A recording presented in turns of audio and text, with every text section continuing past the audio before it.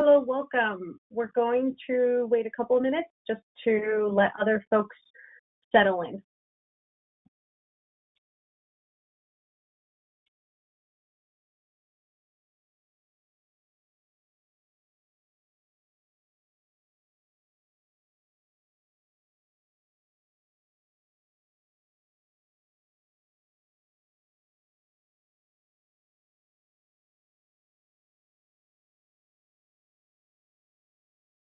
Great, we're starting to have a couple more people join us.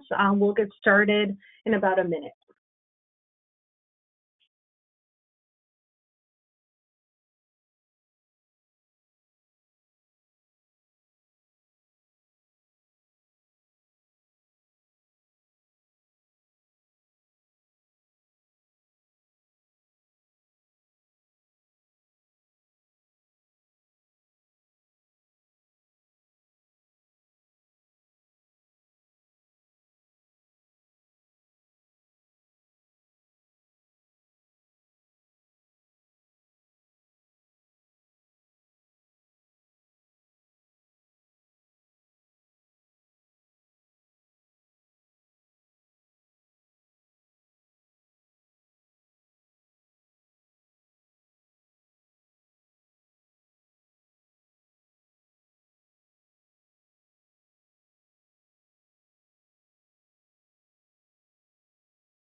Great, we're at 11:02, so we'll go ahead and get started.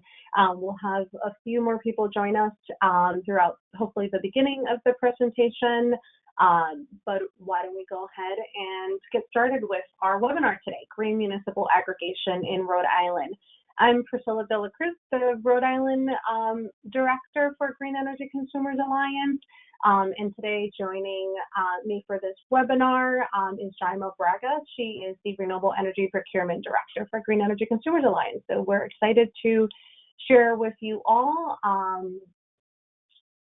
how green municipal aggregation in Rhode Island is advancing.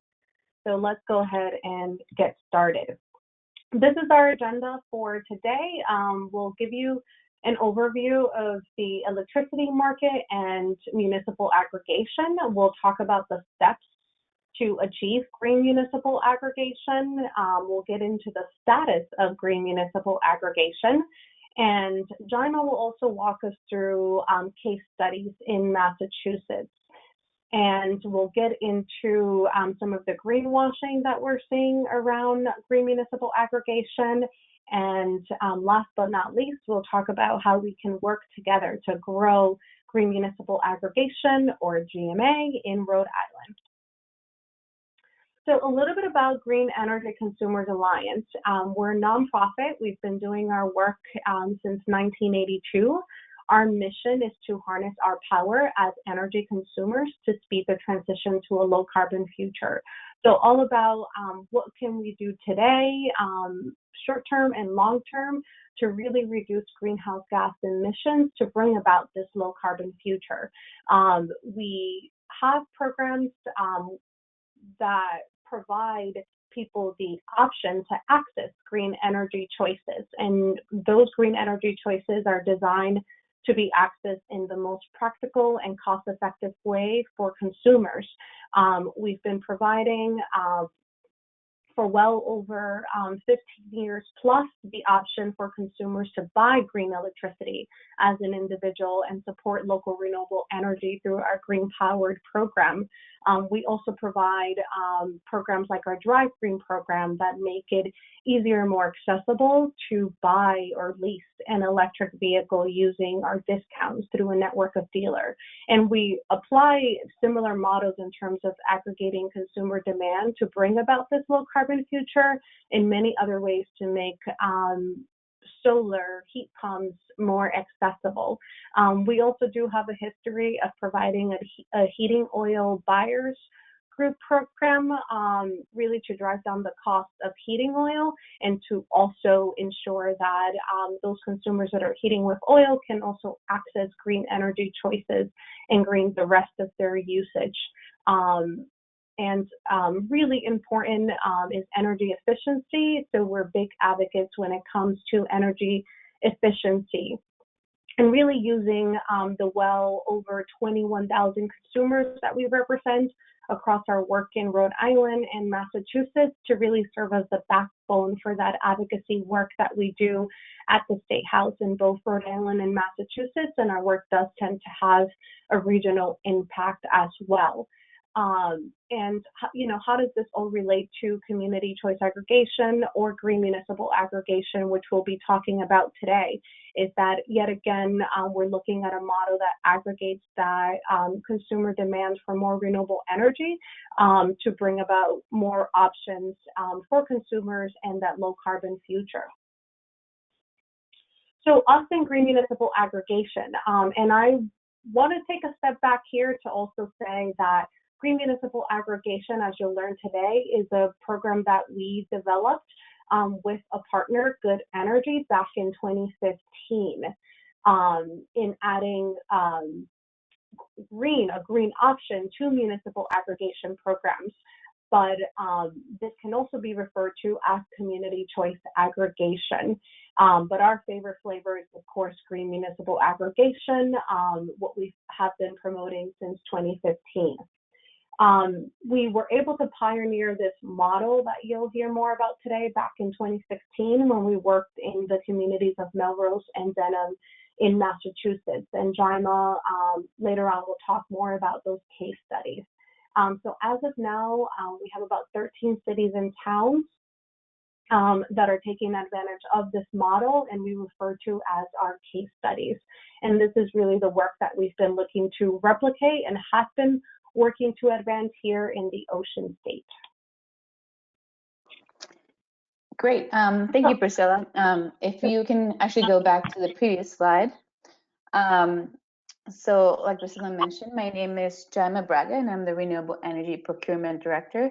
And I just wanted to point out to, I don't know if Priscilla mentioned in the beginning, but if at any point during the presentation you have any questions, please feel free to type them up in the chat box and we'll address them when, if there's any clarifying points, we'll address them during the presentation. But if not, we can, we'll answer them at the end. So looking at what's next, we're going to talk about electricity and renewable energy certificates and municipal aggregation. So let's get started. Next slide. So first and foremost, it is important to note that two things happen when electricity gets generated. So first we have electrons that are generated by either power plants or renewable energy, which flow from generators to consumers according to physics. And the second thing that gets generated, especially it's going to be from those renewable energy sources, is going to be those renewable energy certificates that we talk about a lot, or RECs. Both of these are tracked separately, and suppliers meet their customers' demand through contracts. And those contracts can be for just electrons, or just for the RECs, or for both combined. So based on this, consumers can claim that they buy from renewable energy sources by having these RECs. Next slide. So when we're talking about RECs, especially in Rhode Island, we're talking about Rhode Island new renewable energy certificates. And that's the focus that we want to give, and we're going to make sure that that's what we are purchasing. So a REC is equivalent to 1 megawatt hour of electricity generated. And if you're looking at your electricity bill, it's going to be 1,000 kilowatt hours of electricity. So these new RECs are going to be coming from new projects that were built after 1997, and they are generated by wind, solar, hydro, digester gas, among others. The average home uses about 7 RECs per year. And again, these are separate from but representative of electrons. And also it's important to note that these new RECs also come from the New England region. So they're going to be local to us. So when these RECs are generated, they can be tracked and certified by the New England Power Pool. It's also called Newport, in their Generation Information System database. So only one entity can hold a REC at a time. And that final entity, that can be either an individual, a utility, or a supplier, whoever is that final entity that retires the REC in the database is the one that's able to claim that that electricity is green. So in the industry, we use the term retire when we say that we designate that REC in the database, that it won't be transferred or sold to anyone else, but that entity will claim ownership of that REC, and therefore their electricity is green. Next slide. So a more visual representation of how RECs work. So here we see we have a lot of electrons flowing in the grid, and that's represented by those transmission towers that you see there in the middle, that it says utility. So if we say that there's a wind turbine that generates an electron, and that's going to be 1 megawatt of electricity that goes into the grid, at the same time, one REC gets generated and created representative of that 1 megawatt of electricity in the account of the wind turbine's owner.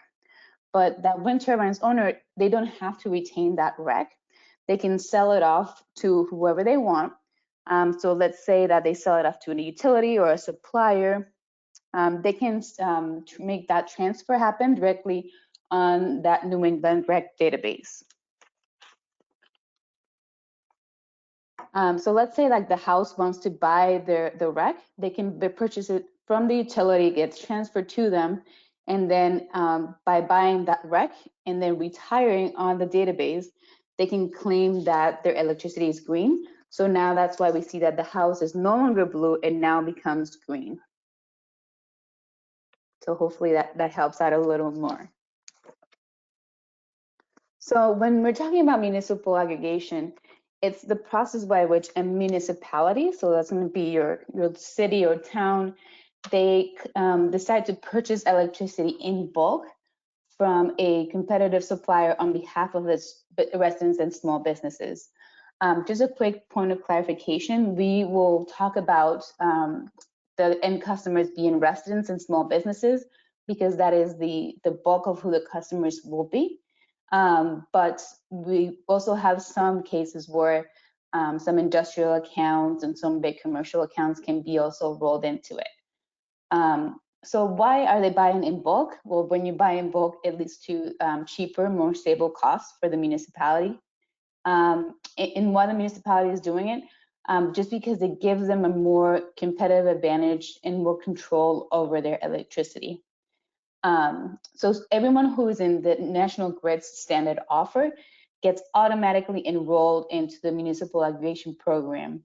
So that's why, I mean, by almost everyone who's a resident in a small business, it's already in standard offer, so they get automatically enrolled. But any other type of customers that are also in standard offer can also benefit from the municipal aggregation. And the great thing too, it's a plan that's approved by the Public Utility Commissions. So it has some state oversight to make sure that the customer is always protected. And finally, as Priscilla mentioned, you will probably hear about this mentioned more in the industry as community choice aggregation. Next. So when we're talking about green municipal aggregation, it's because we're adding a green component to the default offering. So with the municipal aggregation, the town or city can decide to provide an array of options to their customer based on what the competitive supplier has given them. So in the program that everyone gets automatically enrolled, they can add a certain percentage of electricity above what's required by law as renewable energy. And that helps the city or town reduce its greenhouse gas emissions, which is great. But also more importantly, it creates a multi-year support for renewable electricity generation. And that's really what renewable energy needs. It's very hard for a renewable energy developer to build a wind turbine or put a solar panels in place if they only have a one-year contract for the electricity and for the RECs. They need to have some sort of certainty that they're going to be selling their renewable energy for many years. So that multi-year support is crucial for the development of renewable energy in the region. So most programs start at 5%, just because it's usually what's more economically feasible for the town or city. But thankfully in the Ocean State, we've seen a lot of really good ambitious plans that are targeting their default offerings to start at 10%. Next slide. So when we're talking about the renewable energy that's already in the mix, in Rhode Island, we have the Renewable Energy Standard, or the RES, which requires suppliers to have 17.5% of new renewables in 2020. And that percentage goes up every year by 1.5%, as you can see in the graph to the right. So one thing that's important to note here is that you'll see that the bar graph only goes until 2035. And that's because the current law only says that it will go up to 40% by 2035 and stay at that point indefinitely. And that's not really enough, right, to meet our climate action goals. So the contribution that municipal aggregation is doing is very important to keep adding more renewable energy. It's also important to note that National Grid, through its standard offer, and competitive suppliers must demonstrate that they're meeting the RES by retiring the RECs. So the same thing that the supplier is doing for GMA is what National Grid and the utilities are doing for everyone else, right? They're buying the RECs and they're retiring them on behalf of the end customer.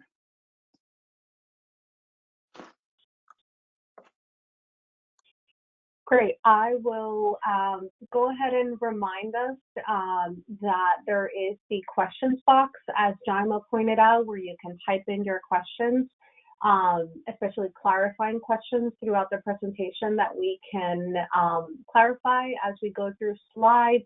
And then, of course, we'll have plenty of time towards the end of the webinar to get into further questions for discussion. So a typical green municipal aggregation program. So Yaima mentioned the default that is really a community level decision in terms of how much additional renewable energy a community would like to add beyond what the state requires in our renewable energy standard.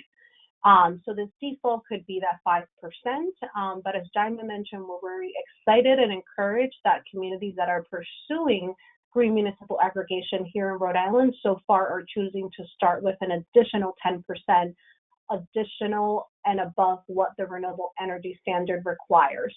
The beauty of this model is that consumers have more options, right? They can choose whether they would like that additional 10%, for example, that a community could decide to include.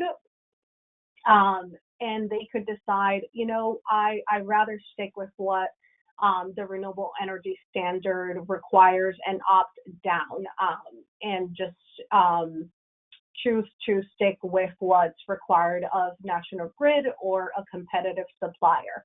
But a consumer could also decide, I'm really excited about adding more renewable energy. I'm going to opt up and do 100%.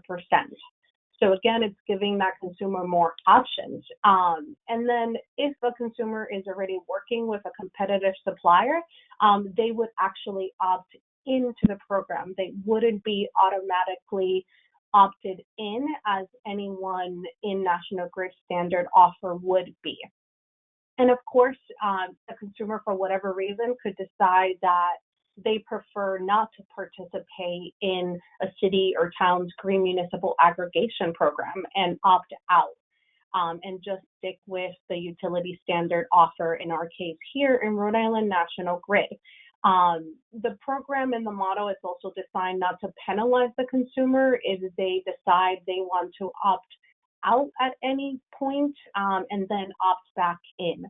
So it really makes it pretty seamless and transparent for the consumer to choose what is their best option. So we want to give you an overview of who we consider to be the green municipal aggregation players, or sort of an overview representation of who are the different parties or stakeholders involved. So as you've probably gotten from our remarks so far, that this is really a community decision. It starts at the city or town level, deciding I want to pursue community choice aggregation, and I want to add more renewable energy, and I'm really interested in this model of green municipal aggregation. And then we have a relationship with our partner, Good Energy, who pioneered this program and model with us back in 2015. So they're involved in working with the community and really guiding them through the contract process in working with a competitive supplier and really establishing what's needed in terms of an electric supply contract. And where we come in as a nonprofit, Green Energy Consumers Alliance, is in providing green energy, really that green power that we have a long history of providing that adds that additionality. And we're doing that at the local level and ensuring that we're supporting resources, as you'll see later on, that are coming within the state, Massachusetts, and also other parts of New England that are eligible for the renewable energy standard. So we're working together with the community, with the consultant Good Energy, and then we're ensuring that whatever competitive supplier the community decides to work with is meeting the renewable energy standard requirements. And there are contracts for the physical electricity on the supply side that's required from competitive suppliers to meet. And then, of course, we're working to make sure that we're matching the kilowatt hour consumption as a whole for the community with local renewable energy.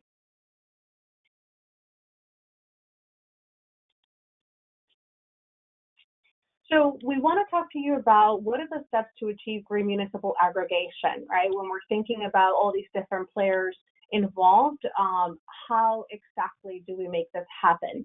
So first, starting with what has to happen at the community level. A city or town has to decide to pass an enabling resolution that adheres to what the state requires for a community choice program like green municipal aggregation, and really directing the city or town to create a plan that would then be reviewed by the city or town council. Second, working with that consultant to create an aggregation plan. And this is what our partner has a successful track record of doing, that partner being Good Energy. Third, there is a public meeting that is hosted by the city or town council or whatever decision-making body it is delegated to solicit feedback from the community. And this is a really critical step, and actually the representative, being Deborah Giroux, who championed to make changes to the municipal aggregation law, really advocated for was to ensure that there is that transparency and accountability. And this public meeting to solicit feedback really achieves that, in ensuring that whatever feedback is captured during that public meeting is used to revise the plan, and then bringing it back before the city or town council for approval. Once that happens, then the plan is prepared for submission to the Public Utilities Commission, or PUC, for short, and the PUC reviews the plan to ensure that there is that consistency with state law after the town or city approval. Then finally, where it gets really exciting and we get into sort of the implementation phase of a community choice aggregation or green municipal aggregation program, is that the consultant will put out to bid the supply of that city or town as a whole. And again, we're talking about the supply of residential and small business customers within that city or town. And this is when they're gathering bids from competitive suppliers. Then the sixth step is a mayor or town manager selecting among those bids to actually create a contract. And then once again, an update to the Public Utilities Commission for final approval.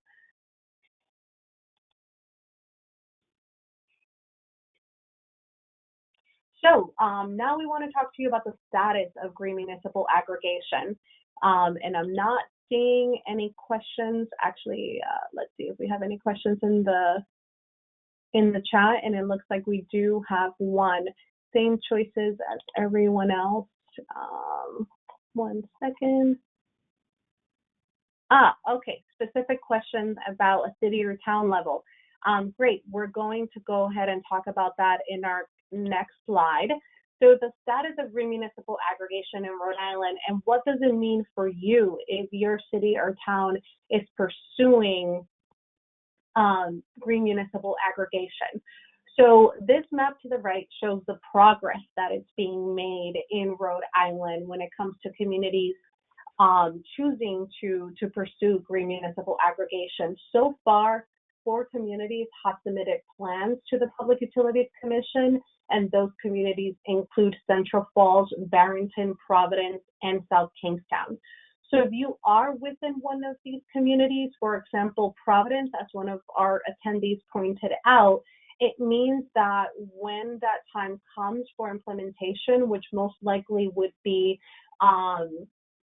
later in the winter 2021, perhaps maybe March, where we're getting into an implementation phase. And that, of course, means that, you know, these communities have been able to work through all those steps that I just mentioned. So, you know, they are about halfway there. But if everything else goes according to plan throughout the Public Utilities Commission's review process that is currently underway, that these communities would hopefully be able to go out to bid by February 2021 and then be able to secure that contract with the competitor supplier. And as Yaima pointed out, we're really encouraged that these communities have really set that standard for additional renewable energy for the Ocean State, because they're choosing to do additional 10% renewable energy beyond what the renewable energy standard requires.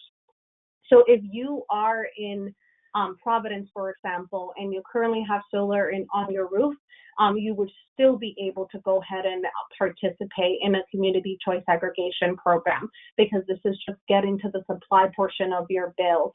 So you would still be able to benefit from that rate that is secured by the aggregation program that is meant to be competitive with standard offer, and then still gives you that additional renewable energy amount. So earlier when I showed the different options that consumers have, whether you have solar on your roof or not, and you are within one of these communities, you would still be able to make those same choices. And you would most importantly be automatically opted in to a green municipal aggregation program as long as you are currently on standard offer with National Grid. Other communities that are moving along, Portsmouth is currently developing its plan and is getting ready to submit it to the Public Utilities Commission. And Newport recently passed a resolution to pursue GMA, and they are currently working on selecting their consultant. So I will kick it over to Yaima now to get into some case studies in our neighboring states. Great. You can pass over to the next slide. So in Massachusetts, we're well on the way with developing and implementing green municipal aggregation. You can see that there's many communities that are pursuing municipal aggregation here. So based on our legend, we can see all the communities in the different shades of green that are committed to having renewable energy in their default offering. And then the shade of green will let you know what is their level of commitment. So the deeper the green, the deeper their commitment, and also the same way, the lighter the color, then the lighter their commitment. So we can see there's some communities that are very ambitious and they have over 30% renewables in their offering, but we also have some that are, again, usually the norm is that 5% threshold. And there's no no shame or no pride in saying like, oh, I have more, I have less. We are just very excited that all these communities are supporting renewables above of what's required by law. We also have some communities in the different shades of brown that have municipal aggregation, but they do not have renewable energy as class 1 or new in their default offering. Some do offer a opt-up option that does include that extra commitment that their customers can do. There's some communities that are looking forward to implementing municipal aggregation, Most notably, we have the City of Boston has recently been approved by the Department of Public Utilities, which is the PUC equivalent. So we're excited to see how that plan develops, and we hope that they do follow through with their commitment to supporting extra renewables. Next slide. So we've seen over the years that the collective impact of GMAs in Massachusetts is well over 700,000 megawatt hours per year by 2022. So when you put that into the context of how many wind turbines people are voluntarily supporting in Massachusetts, that's about 200 wind turbines worth of voluntary demand per year. So that's very exciting. If you want to learn more about the work that we do in Massachusetts, definitely feel free to check out our report that was published back in February 2020. It's available on our website at greenenergyconsumers.org/aggregation. So we do want to point out a couple things for you today. You can go to the next slide. And one is the savings that municipal aggregation brings to customers. So I will definitely point out first and foremost that there is no guarantee that a green municipal aggregation contract is going to bring savings. But we do know that usually a community that enters into this adventure, if you will, the main concern is to provide savings to their customers compared to standard offer. So you want to provide a contract that is very competitive. So we've seen in a lot of our communities, as you can see in the table here, there's 5 of them listed, that even with a 5%, and even Brookline that had a 25% green default offering above requirements, they were able to offer a lot of savings to the customers in that first contract, which is great that we're able to say that. Next slide. So looking at Brookline a little bit more, particularly since their commitment was so much higher. So this is what in yellow, in orange, you will see the basic service price. So in Massachusetts, basic service is basically the same as standard offer with National Grid. It's just a different term for it. So that's what the utility is offering. And same as with National Grid, their rates change every 6 months, once in the summer and once in the winter. And then in the green, you can see what the GMA price was for their contract. So starting off in, I believe it was the summer of 2016, Brookline started with a 25% class 1 or new rec offering.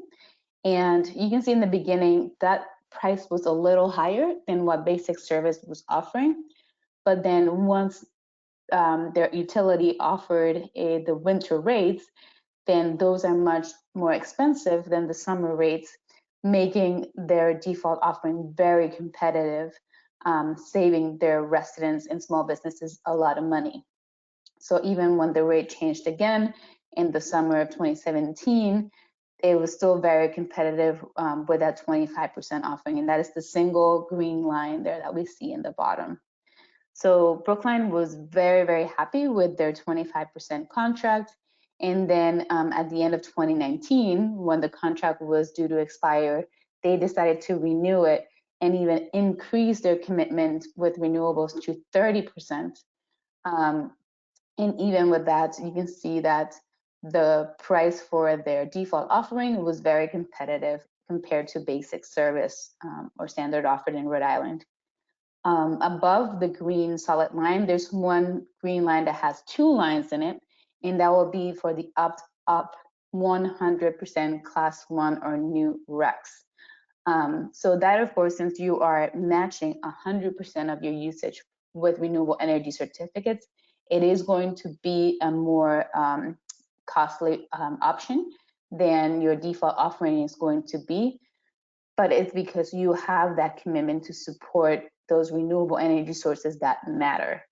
The good thing is we can see here for a period of time in the winter of 2018, 2019, that the winter rate was much higher for basic service than for the aggregation.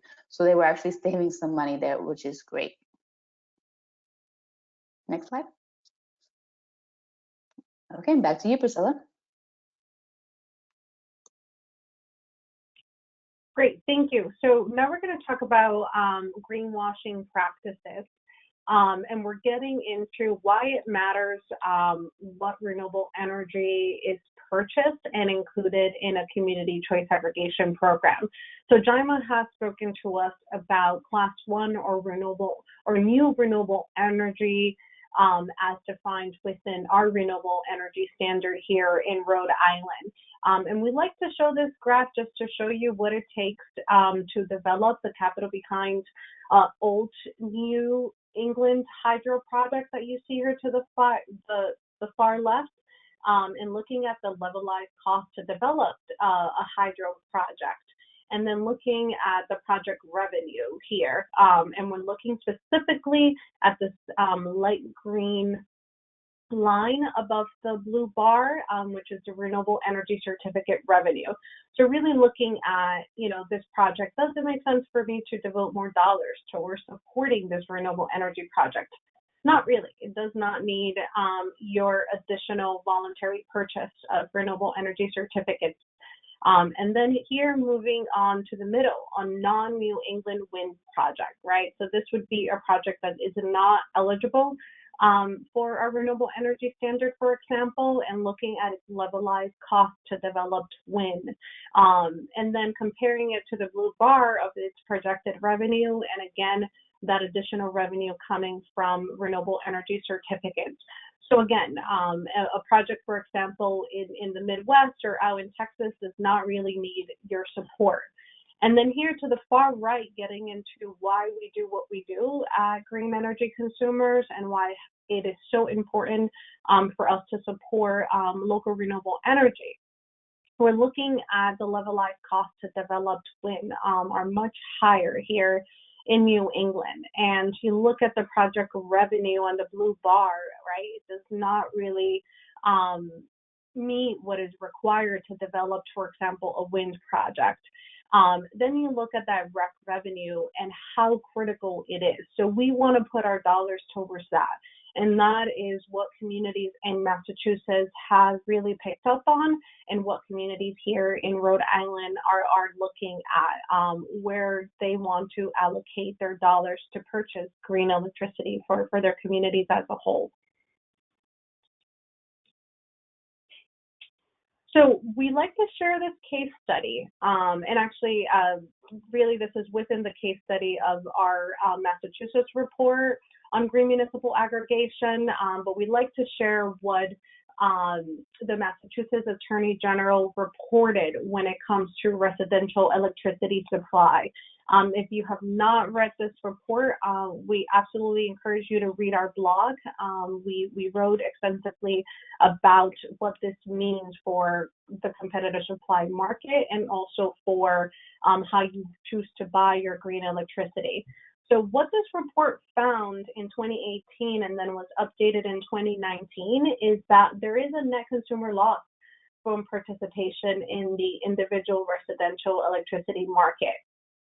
And that is when compared to, in Massachusetts, it's referred to as basic service. This is what we call here our standard offer, where the report really found that consumers were being targeted in a way, especially those most vulnerable elderly communities of color, to switch from their basic service to a competitive supply, right? So if they're doing this at an individual level, there's really not that vetting layer process that you see compared to a green municipal aggregation or a community choice aggregation program. So it's really up to the consumer to look at what deal they're being offered. And what this report found is that consumers were overpaying. They were losing millions of dollars when switching on their own to a competitive supplier. So that is really concerning, right? It's really confusing, for example, for a consumer to know if they're getting a good deal, especially when there are these misleading tactics to get you to switch over from basic service or standard offer, promising a cheaper rate that will compete with basic service. And this is a Massachusetts report, but what we have been seeing from our end and tracking some of the similar data that the Division of Public Utilities and Carriers has tracked here in Rhode Island is that it's pretty similar in Rhode Island, where consumers are really being misled to get into, let's say, a fixed contract to get a cheaper supply rate for a month, but then they're getting into variable rates for the remaining of their contract with that competitive supplier. So what was really also encouraging as a report of the findings of the Massachusetts Attorney General, Maura Healey, is that the report really encouraged models like community choice aggregation and green municipal aggregation, because not only of the benefits that we've been covering when it comes to adding additional renewable energy, but because there is that bulk purchase and there are those layers of consumer protection and consumer engagement and education and transparency throughout the process. So we've been referring to the type of renewable energy that we support and why it matters, where your electricity comes from. So this is what we refer to our local sources, or our portfolio mix of the type of renewable energy that we support on behalf of individuals and communities that choose to add additional renewable energy. So this is all, voluntary purchases going above and beyond what the renewable energy standard in Rhode Island requires, or the renewable portfolio standard in Massachusetts requires. And we're looking for those large community scale type projects that otherwise would not be feasible without the support of individuals like you and I that want to purchase additional renewable energy, and significantly now through programs like green municipal aggregation. Really through our model, the goal is to increase the amount of these local sources. And here you see the concentration of projects that we have in Rhode Island.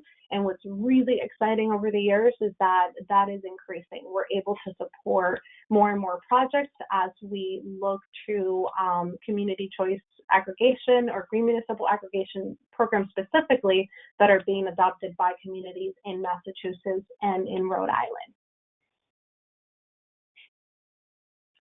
So growing green municipal aggregation in Rhode Island. We're always excited to talk about this.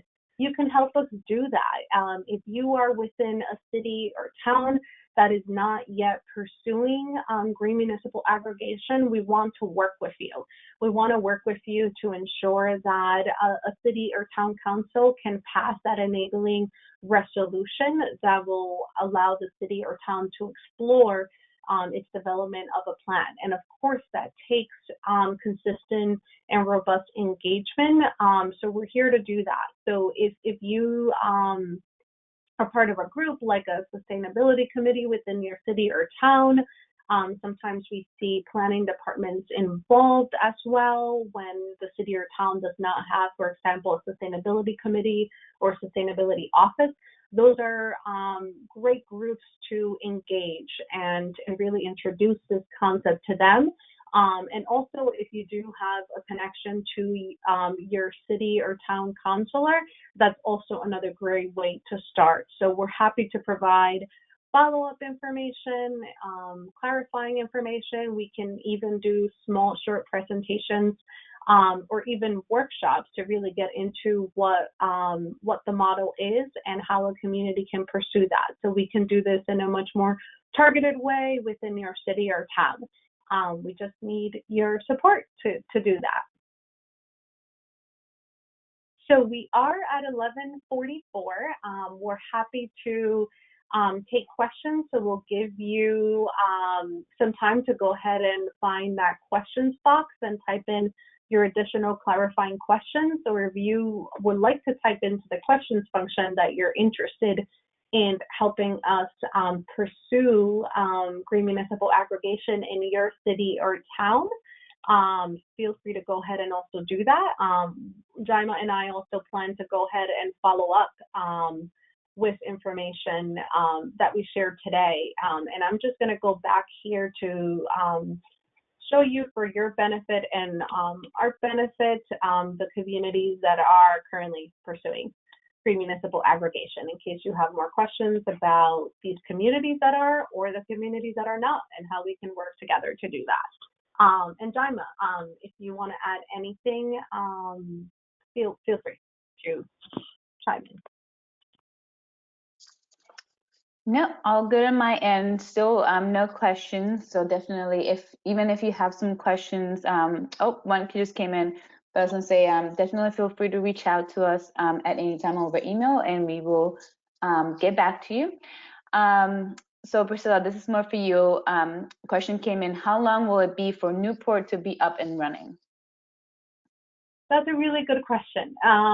So where they're at in the process, like I mentioned earlier, is that they are currently reviewing the proposals that they received for consultants. So Newport chose to put out a request for proposals from consultants that could help them manage their aggregation program. We know that our partner Good Energy has met with Newport as part of their follow-up interview process. So we're really waiting any day now, hopefully in November, before the holidays, for Newport to announce which consultant they decide to work with. And then their plan would start to be developed with that consultant and go back in front of the city council. So I think with Newport, we might be looking at a longer process. This might go well into the spring, depending on how soon the plan is developed, working with their planning department and the Newport Energy and Environment Commission, and how soon that plan is reviewed by the city council. I will say, if you are in Newport and you're very excited about green municipal aggregation as we are, and you want to see that additional amount of renewable energy pursued by Newport, it does not hurt to reach out to your city council and let them know that you've learned about green municipal aggregation, you look forward to them moving this forward and adding more renewable energy. That really does go a long way just to show that there's engagement and support. So hopefully in the spring, we'll be seeing Newport, preparing its plan for the Public Utilities Commission. And by then, communities like South Kingstown, Providence, Barrington, and Central Falls would be in the implementation phase of their program.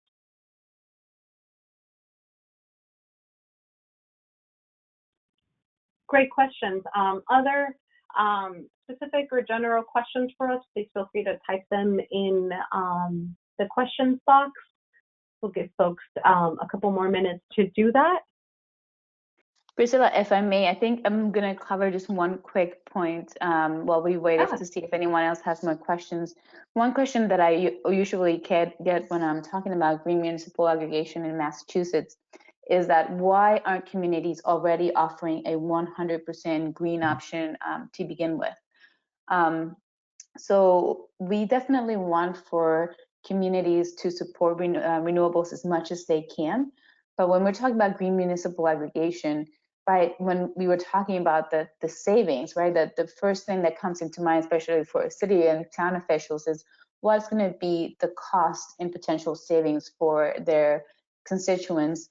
A 100% product, as you saw with the case for Brookline, it's going to be much higher price than if a product has 5 or even 10% green.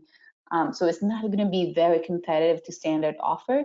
So a lot of people might decide to opt out of that default offering of 100% and go into other options, or just get out of the GMA programs altogether. So you want to make sure that the default program that you have is a very strong option, both with renewables, but also that is cost effective for your customers and ratepayers. So that way, whatever supplier you have contracted with is confident that they're going to be providing a good product for you. Because sometimes if they don't have confidence in it, they might charge a little premium just to protect themselves. So you definitely want to have a product that is aggressive and supports renewables in the region, but you also want to make sure that you are protecting your customers against those increases in rates and uncertainty that a higher price might bring. That's a great point. Thank you, Yaima. Oh, go ahead. No, I'd say another question came in, and it's, are there currently any plans for, I'm imagining this is for community solar in Providence. It's CA Solar in Providence. So my understanding is that the city does have goals around community solar in Providence. So talking about Providence specifically, one of their goals, for example, is community choice aggregation or green municipal aggregation that is within the city's climate justice plan, which is a phenomenal plan that really centers equity as we're working to, bring about a low carbon future, as we refer to why it's so critical to do this work that we're doing as nonprofits, and seeing a city really taking that leadership and comprehensively looking at what are their climate solutions and centering the voices of frontline communities. So the city does, from my understanding, have goals pertaining to community solar. I have not yet seen a specific program that's being implemented by the city pertaining to community solar, like they're doing with green municipal aggregation or community choice. And also, as part of that plan, they're working on something called green justice zones. But that's a really good question. So I think, we'll have to stay tuned to see how the city decides to pursue community solar.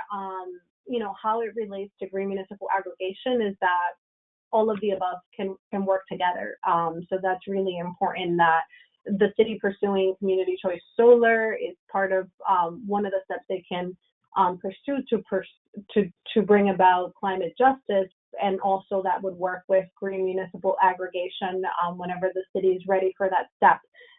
We do have more questions coming in, which is great. And let's see here, specifically using brownfields for solar. Great follow-up question. So the city, again, that's a very city-specific question related to the city's climate justice plan, to see how they decide to pursue community solar, specifically using on brownfields. I will say, relevant to us in green municipal aggregation, let me go ahead and bring us back to our local sources map. Here we go. So, our Stockton board, and Yaima, feel free to speak to this as a Renewable Energy Procurement Director, do have a commitment to supporting, well-sited solar, and we do prioritize pursuing solar on brownfields. And for example, that is the case for the projects in North Providence and Johnston, just being built on formerly brownfield sites. So those are great projects and great stories to tell to show how solar can be well sited or smartly sited. Yeah, and just to add to that, there's only a handful of brownfields available really in Rhode Island that are suited for solar, because they need to be capped, and there's some certain specifications that need to be taken into account. So the state of Rhode Island actually commissioned a study to find out what are the best sites for solar and how they can make the most of it. So the state is very aware of where those brownfields are that are suitable for solar and how can they incentivize them. So I believe that developers are looking into them, and hopefully this would get solar put into them hopefully very soon. Thanks, Yaima. And also just one of our attendees pointing out that Providence does not have a solar siting ordinance, so that's a really good point. Yaima just referenced this study looking at the potential of solar in Rhode Island. The state and cities and towns are still trying to figure out how to resolve renewable energy siting. So it gets very complex, and there's a lot of work to do there, not only in Providence, but across the state. And then there's a question here, Yaima, feel free to chime in on this one. Can community aggregation be privately owned or have to be owned by the city? There are definitely many models of community choice aggregation or across the nation. And we are still, from our end, really focused on replicating this model that we know is successful. But there could be other models out there that can get to this question. Yaima, do you have any knowledge in terms of programs that are designed in different ways? I think generally, from our end, the way our statute is written, for example, for community choice, it does call on the city or town to be that initiator, sort of the aggregator that's leading to do that on behalf of its residents and small businesses. I do know that within the City of Providence Climate Justice Plan, there are concepts of energy democracy and how to really get to a model over time where the city could have more ownership and really at the community level of these types of programs. But that would be, I guess, in my mind, what I would describe as community choice or green municipal aggregation 2.0 or something greater than that. The first really making sure that we create this baseline for a program that we know that does work. That's right. Yeah, when we're talking about community aggregation, we're talking about community first and foremost. So it is going to be a public initiative that the municipality is going to be involved with.